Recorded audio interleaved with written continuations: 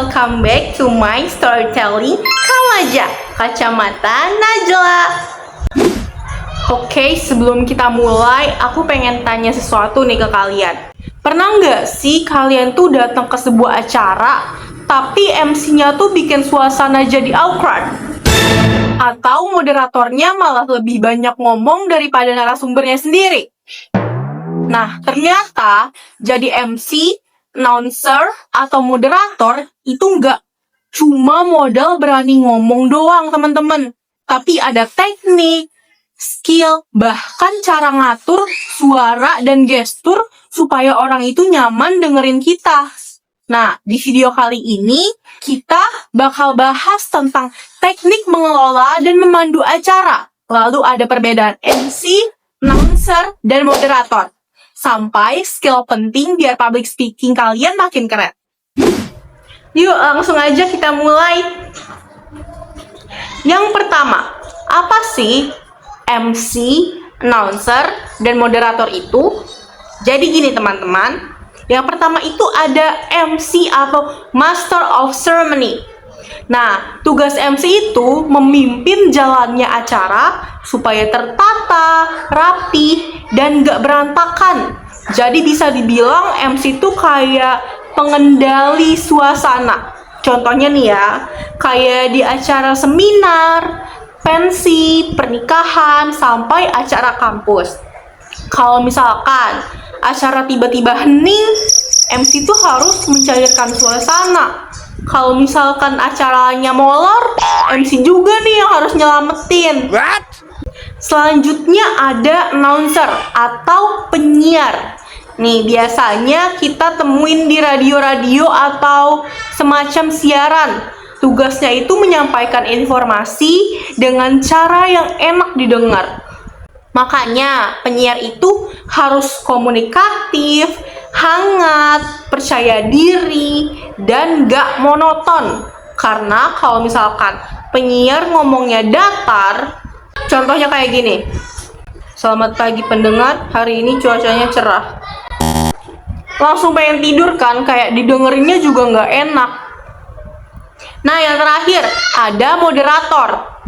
Moderator itu teman-teman bertugas mengatur jalannya diskusi. Jadi penengah antara narasumber sama audiensnya. Moderator itu harus netral dan bisa menjaga diskusi biar semuanya itu tetap fokus. Kalau misalkan moderatornya nggak bisa ngatur, diskusi itu bisa bakal berubah jadi debat Twitter versi offline. Yang kedua, ada teknik dasar public speaking yang wajib dikuasai. Nah, sekarang kita masuk ke skill pentingnya nih teman-teman. Yang pertama, teknik vokal. Nih ya, banyak orang berpikir tuh public speaking cuma ngomong keras, padahal nggak sesimpel itu. Kalian harus bisa ngatur intonasi, artikulasi, tempo berbicara, sampai penekanan kata. Misalnya gini, acara ini gratis gitu. Nah, kan kata gratisnya itu harus ditekan biar makin menarik perhatian. Kalau misalkan semuanya bicara datar kayak gini, Acara ini gratis. orang gak bakal tertarik dengerinnya kan? Coba teman-teman bedain deh mana yang tadi menarik perhatian dan contoh yang gak menarik perhatian. Lebih enak didengar yang mana? Selain itu, jangan ngomong terlalu cepat. Karena kadang ada orang kalau misalkan nervous nih, ngomongnya tuh jadi kayak kereta ekspres. Misalkan gini, Baik, terima kasih waktu dan kesempatan yang telah diberikan. terdengar jelas gak artikulasinya? Malah kelihatan kita tuh gugup banget. Jadi santai aja teman-teman. Tarik nafas dulu. Relax diri dulu. Baru kita mulai acara dengan baik. Yang ketiga, ada gestur bahasa tubuh. Itu penting banget teman-teman. Public speaking tuh bukan cuma soal mulut, tapi juga soal tubuh. Eye contact itu penting banget. Kalau misalkan kalian ngomong, tapi matanya ke lantai atau enggak ke langit-langit, audiens bakal mikir, dia yakin gak sih sama omongannya sendiri? dia lagi ngomong sama kita, apa asik ngomong sendiri, apa lagi ngomong sama lantai, apa lagi ngomong sama tembok, apa lagi ngomong sama langit-langit. Nah, kalau gitu audiens tuh bakal mikir, dia yakin gak sih lagi ngomong sama kita, ngomong sendiri, atau gitulah pokoknya. Gunakan gerakan tangan yang natural. Ekspresi wajah juga harus mendukung. Kalau lagi semangat, ya ekspresinya tuh hidup kayak hai teman-teman, bukan kayak hai teman-teman. Itu kan kayak aneh, freak banget.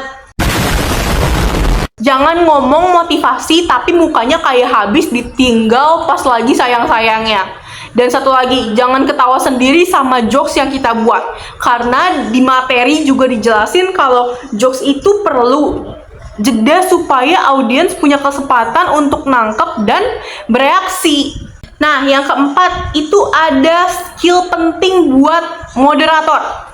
Jadi nih, kalau misalkan kita jadi moderator, kita harus ngerti sama tema diskusinya dulu. Minimal tahu topiknya apa, narasumbernya siapa, dan pertanyaan apa yang menarik. Karena moderator itu bukan Google Translate manusia. Dia harus bisa bikin diskusi hidup dan gak monoton. Misalnya, pas suasana mulai sepi, moderator bisa kasih pertanyaan memantik. Kayak misalnya, menurut Bapak atau Ibu, kenapa sih generasi sekarang tuh makin takut berbicara di depan umum? Nah, pertanyaan terbuka seperti itu bisa bikin diskusi jauh lebih menarik. Yang kelima, kalau ada yang bertanya, jadi MC itu susah juga ya ternyata. Jawabannya adalah, ya, betul. MC itu nih harus ngerti rundown, tepat waktu, bisa improvisasi, dan tetap tenang walau ada masalah di acara. Misalnya, kayak mic mati. Nah, MC tuh nggak boleh panik, teman-teman. Terus refleks bilang, aduh, mic-nya mati nih guys, rusak gimana dong? Big no, itu nggak boleh ya teman-teman. Jadi MC, kalau ada trouble, harus tetap profesional dan nenangin suasana. Karena penonton tuh nggak butuh ngelihat kepanikan kita. Jadi kesimpulannya, public speaking itu bukan bakat bawaan teman-teman, tapi skill yang bisa dilatih. Semakin sering latihan, kayak ngomong depan cermin, terus presentasi, jadi MC, atau mimpin diskusi, itu semakin bagus teman-teman. Juga kemampuan komunikasi kita tuh makin terasah. Dan ingat ya, orang yang bisa berbicara dengan baik bukan berarti yang paling pintar. Kadang mereka tuh cuma lebih berani aja buat mencoba. Oke, mungkin cukup sekian video kali ini. Kalau misalkan kalian suka, jangan lupa like, komen, dan share ke teman kalian. Sampai ketemu di video Kamaja berikutnya. Bye-bye!